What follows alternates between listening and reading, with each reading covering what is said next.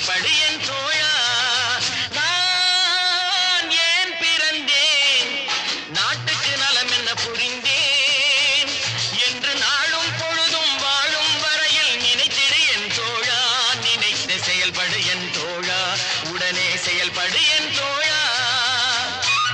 குடிச்சு உடம்ப கெடுத்துக்கிட்டு வீணா பொழுத போக்குறீங்களே, இந்த நேரத்துல நாட்டுக்கு ஏதாவது நல்லது செய்யக்கூடாதா?